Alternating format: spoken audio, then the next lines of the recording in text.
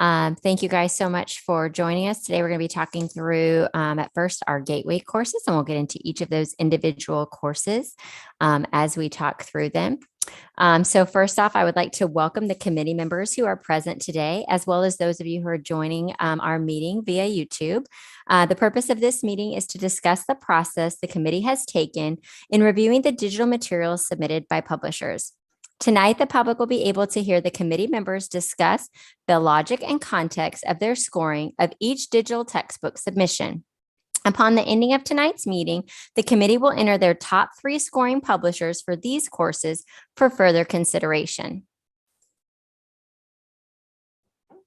Our agenda tonight will include kind of going over our non-negotiables as a district, the rubric scoring discussions, as well as our survey, and then going over committee member next steps. As a district, our non-negotiables for high quality instructional materials are focused around content, instruction, and assessment. Our committee members have spent countless hours looking through and scoping through all of our materials that we received, and they have looked at lots of different areas, and these are our top 3 that are weighted the most in our rubric. So what we're going to be doing is using their rubric scores. We're going to discuss the facts and the high or low scorings for each publisher submitted using our non-negotiable categories. First up, we're going to be talking about mathematics for college algebra. The first book that we're going to be going over is the Algebra and Trigonometry 7th edition by Bob Blitzer. So again, we'll focus our conversations around the facts and our rubric findings for content, instruction, and assessment. So anyone who would like to go first may do so now.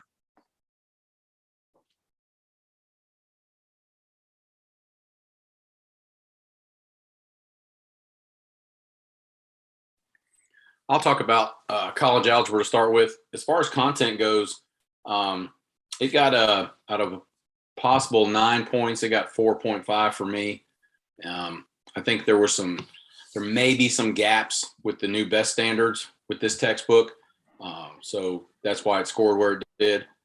As far as instructional materials, it was 2.7 out of 5. It's just the feeling for it being a high school course and what we expect for this course. That's where the ranking came for me. And then as far as assessments, it was pretty high. It did come with the My Math Lab, I think it was called. So it had the ability to assess was pretty high. So I got 2.8 out of 3 in that category. Overall, for me, this was the highest scoring textbook out of the group, which is probably why it's here today.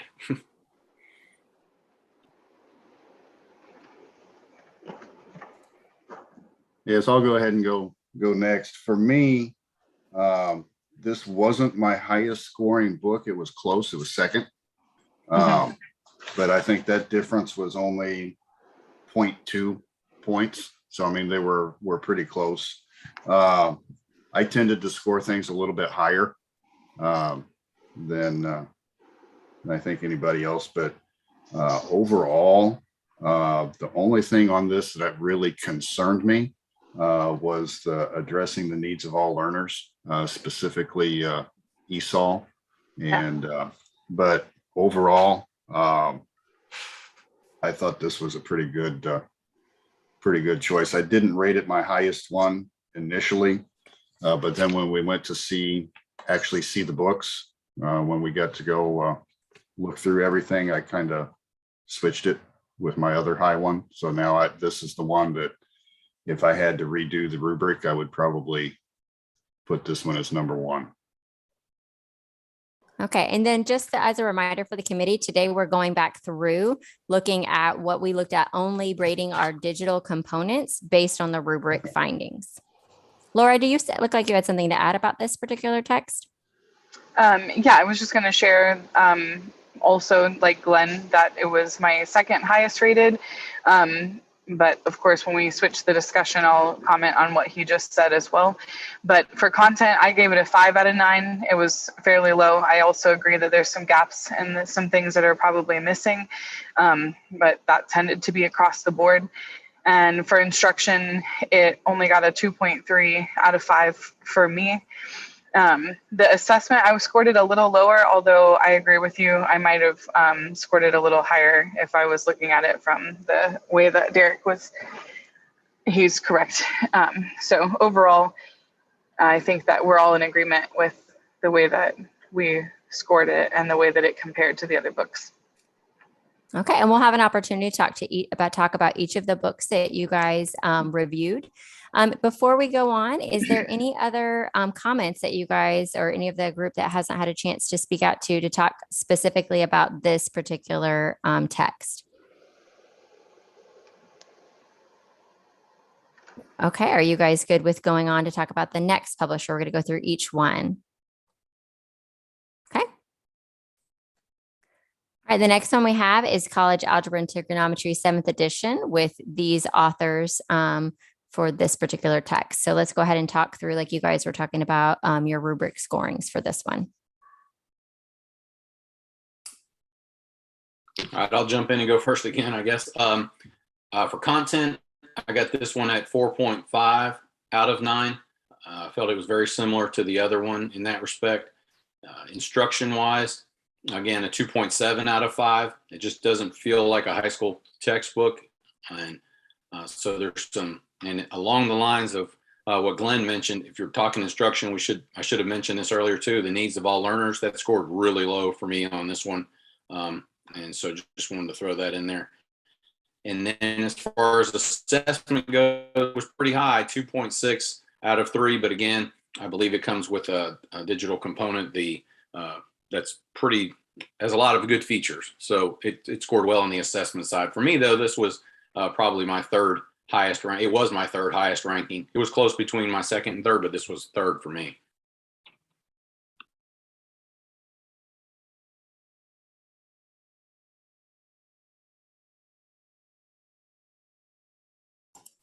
I'll go ahead and go next. This one was very close to the previous one as far as the rubric goes.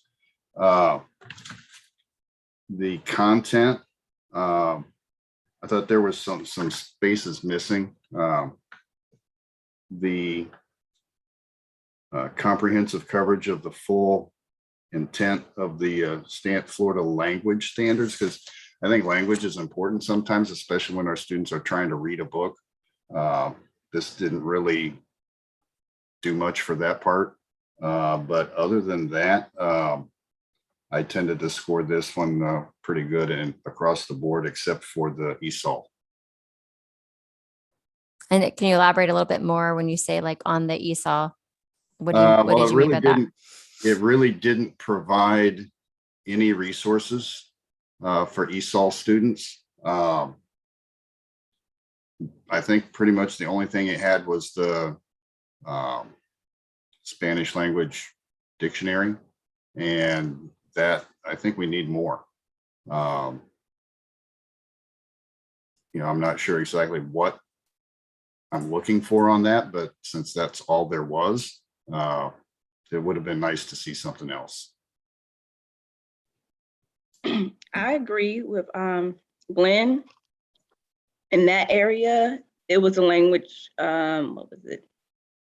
Addressing the needs of all learners. I didn't see really that many scaffolding resources for learners or for ELL learners. So that one was my lowest ranked area for that book. But it was like, I think it was tied with second with the first one that we had, but the ESOL support, maybe having resources in a different language, or at least the online component in a different language for ELL learners would have been helpful.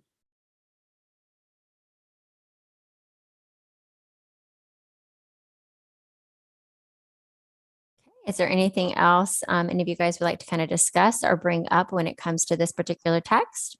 I think that when I scored this book, it was very similarly scored for me with the Blitzer. And so I won't repeat myself as far as content and things. I think those were pretty, like, we're missing the same pieces and stuff. But I did, believe it or not for addressing the needs of all learners, but just for readability and like formatting, I ranked this one just slightly higher. That's the only difference that I had here, because I felt like at least some of the way that the instruction was worded was a little bit less clunky than what I saw in the Blitzer and the online components. So that's the only difference I saw. But yes, complete absence of assistance for students that have special needs. Thank you for that. Are you guys good with going on to the next one? Is there anything else anyone would like to share about this text? Okay. All right, this is the Young College Algebra 4E and author Cynthia Young.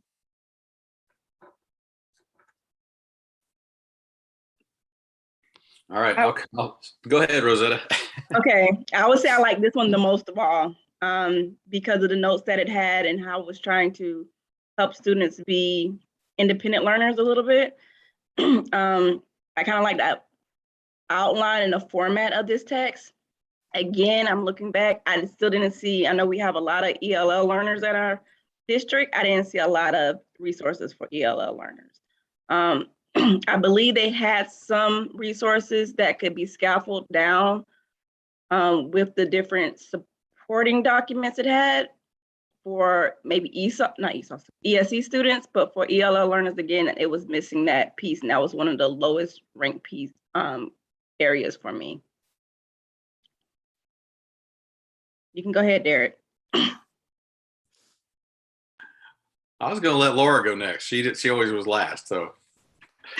Okay, I'll go. I also when we first looked at this material, I definitely thought that because I looked at it before I rubriced it, I thought, okay, well, I'm probably going to rubric this the highest, and it was interesting to me that I didn't actually end up calculating out that way, because there's just certain pieces that are missing that are on our rubric, right? Like I found that it's missing the professional development pieces because of the way that the book was, like crafted or whatever. It doesn't have any of those components that you have with the major publishing, the other like the Blitzer and stuff that had some of those pieces. And it also was missing the remediation piece that I thought was a little stronger with the other two books in the way that they offered some assistance. But the one thing I noticed about this that I did rank it higher in is that this book addressed common misconceptions the best and gave resources for how to address those common misconceptions. It's also missing some of the, did I say that? The prerequisite information that looking at what students should already know going into it. It's not as clear in this book, at least to me, it wasn't. Thanks, Derek.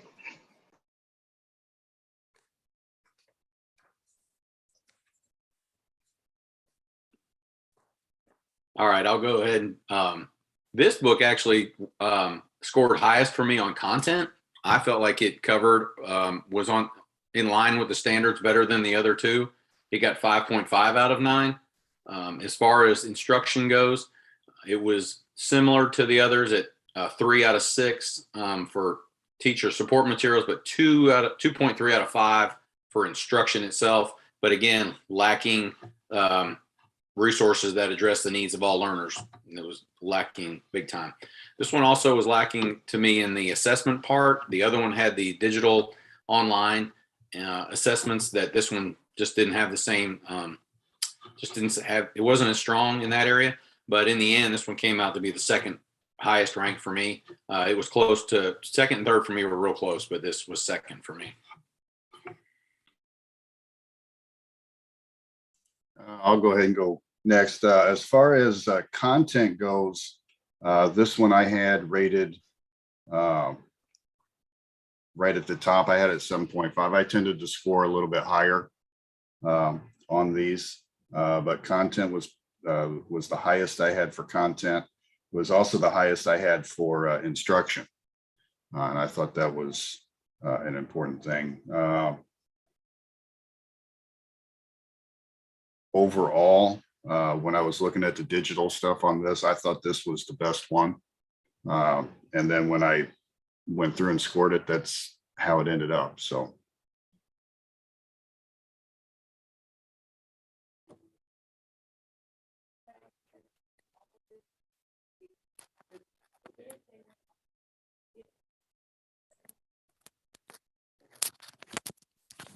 Brian, did you want to add something? No, did I unmute myself? Yes. Sorry. Yeah, no, I had the other books for college liberal arts and stats. Okay. Sorry.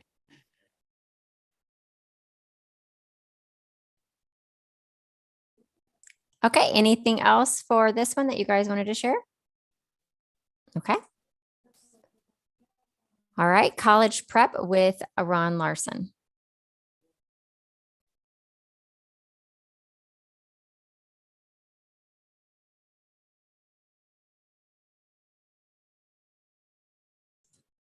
Well, I think I'll go ahead and go first. On content, the teacher support material, instruction on just across the board on every one of them. I rated this one, actually both of them from Larson, the lowest. So, excuse me. This one, I thought that there could have been more. I mean, when I looked at it, it just seemed like in every area, they could have done more with it. Can you explain? There just seemed to be something missing from these that when you looked at the others just kind of stood out as being just a little bit better. This one had all the basic stuff, but they could have done more with it. I was a little disappointed with. So is there like a specific indicator you could kind of? Let me go back through my notes here. I made the mistake of printing these so that they fit all on one. Yeah, and then it's like a size 6.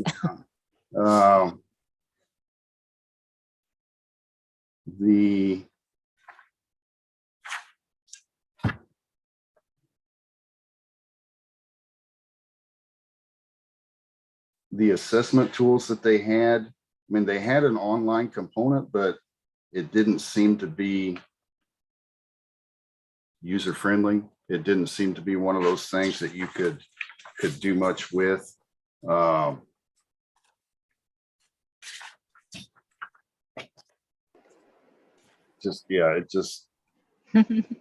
just disappointed. I've used other Larson books in the past, so when I saw Larson, I thought, oh, good.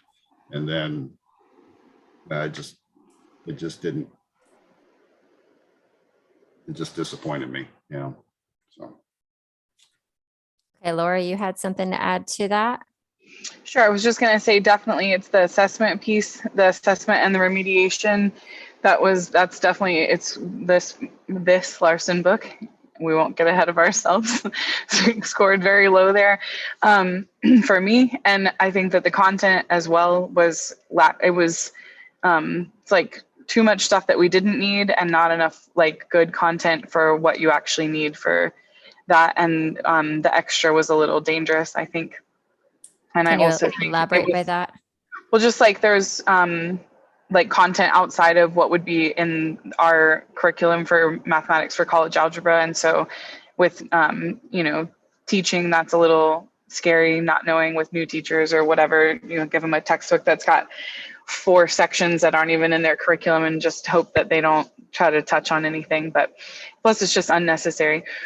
And then that's what I was saying was the remediation and assessment. I really agree with Glenn. Like there's an online thing, but it was just really clunky and it wasn't any like the other ones were much better. So that scored pretty low for me.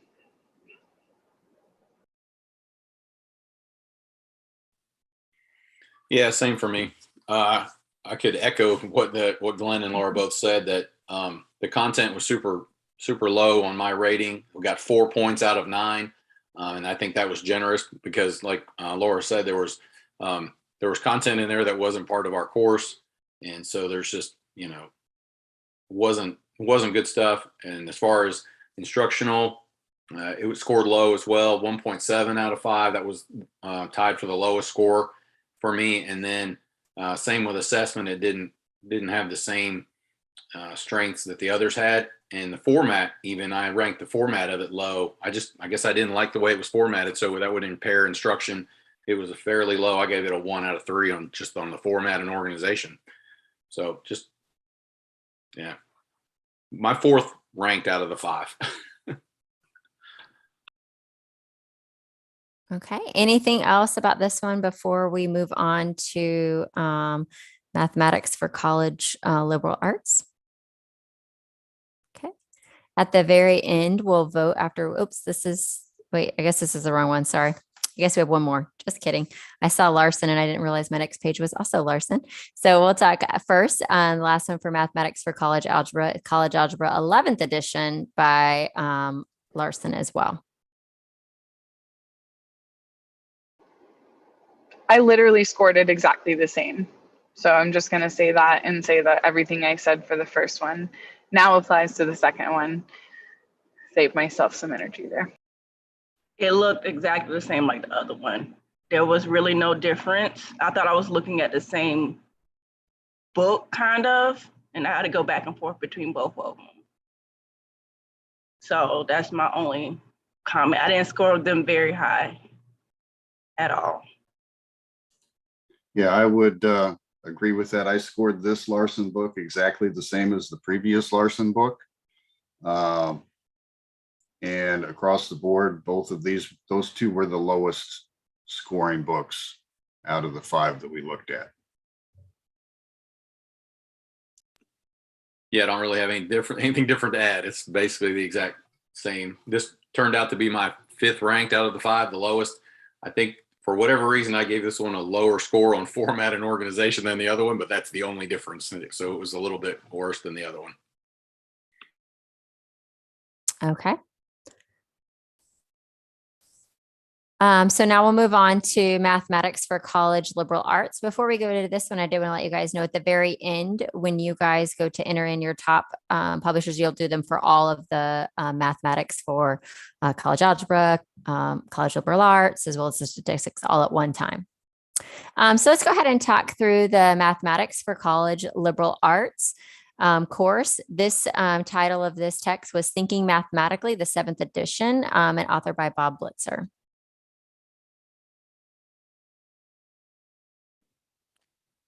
I'll go ahead and go first on that one. Okay. It was Mathematical Thinking 7th edition, Bob Blitzer, correct? That's correct. Okay. I had that one ranked pretty low. I think my lowest ranking there was for the addressing the needs of all learners. I felt like it was a pretty just set and get type style book.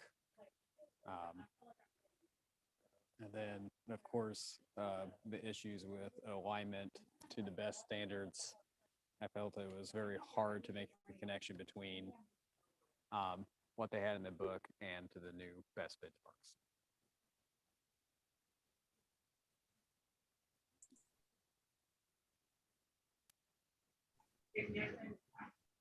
I think what I heard from Brian, it was very low volume on my end. I think what I heard from him was that with the content, it was rated low because of alignment with the best standards.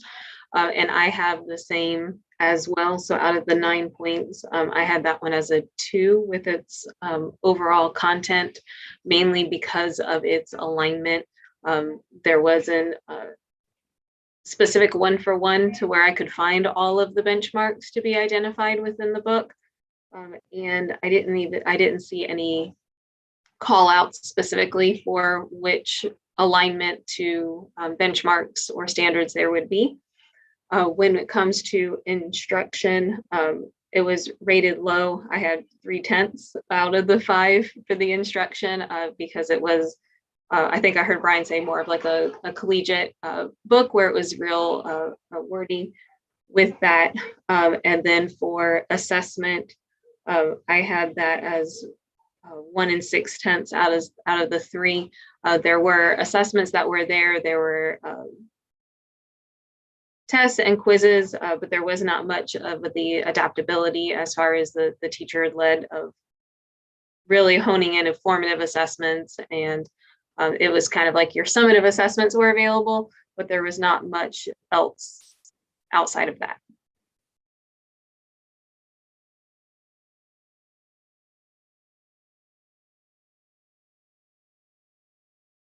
Okay, is there anything else about this text before we move on?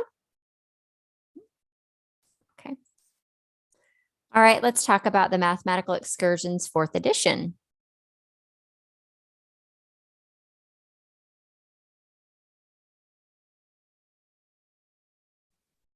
I will say that I echoed very similar to the comments already made for the previous book. For me, it rated pretty much the same. The actual only difference was in the form